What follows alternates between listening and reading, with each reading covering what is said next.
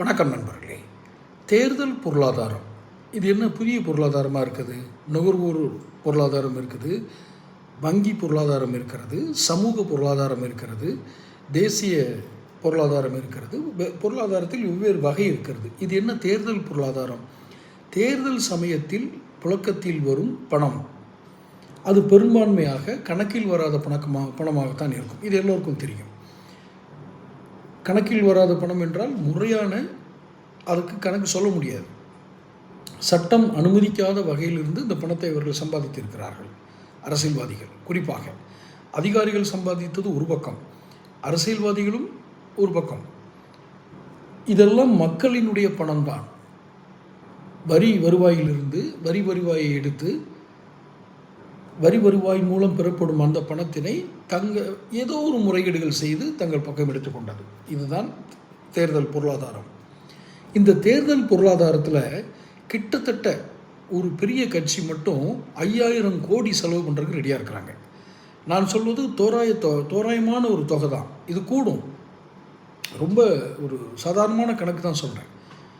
ஒரு வாக்குக்கு 10,000 ரூபா நிச்சயமாக கொடுக்கலாம் அப்படிங்கிற முடிவுக்கு வந்ததாக தகவல் வெளியாகிறது. இதெல்லாம் நீங்கள் இந்த நீதிமன்றத்தில் கேட்ட மாதிரி இது சொல்கிறதுக்கு உங்கள்கிட்ட ஆதாரம் இருக்கா, அவங்க சொன்னாங்களா அப்படிலாம் கேட்க முடியாது. நான் ரொம்ப யதார்த்தமாக தான் சொல்கிறேன். 5000 கோடி டேர்ன் ஓவர், ஒரு ஆளுக்கு 10,000 ரூபா கொடுத்து 234 தொகுதிகளையும் எவ்வளவு வாக்குகள் கொடுக்கலாங்கிற அளவுக்கு அந்த கட்சி ரெடி ஆயிடுச்சு, தயாராக இருக்கிறது. பணம் தயாரான இடத்தில் எடுத்து வைக்கப்பட்டிருக்கிறது. விநியோகம் செய்வதற்கான முறை, எந்தெந்த முறையெல்லாம் விநியோகம் பண்ணணுங்கிற முறைகள் தயார். இத்தனையும் ஏன் தடுக்கணும்? 10,000 ரூபா கிடைக்குமே. உதாரணமாக ஒரு குடும்பத்தில் 5 வாக்குகள் இருக்கிறது என்றால் 50,000 கொடுக்க வேண்டியது இருக்கும்.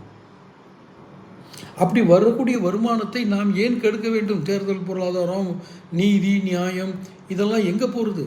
எத்தனை கோர்ட்டுக்கு ஏறி இறங்குறது? யார் தண்டிக்கிறது அப்படின்னு நினைக்காதீங்க. இந்த தேர்தல் பொருளாதாரத்தை நீங்கள் கைப்பற்ற முடியும். எப்படின்னா, இவர்களை தொடர்ந்து நெருக்கடி கொடுக்குவதன் மூலமாக. நான் எதுவும் மாயாஜாலம்லாம் சொல்லலை, இல்லை நடைமுறைக்கு ஒத்துவராத வியூகங்களை சொல்லலை. நீங்கள் நெருக்கடி கொடுக்கலாம். எப்படி? இந்த முறை இந்த கட்சி வாக்குக்கு பணம் கொடுக்கறது என்று தெரிந்தால் ஒரு ஓட்டு கூட அங்கே போகக்கூடாது. புரியுதா?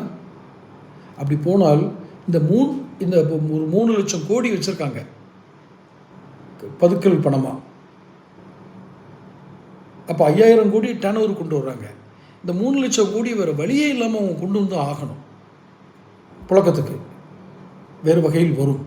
தொடர்ந்து பேசுவோம். சேனல் சப்ஸ்கிரைப் பண்ணிக்கங்க.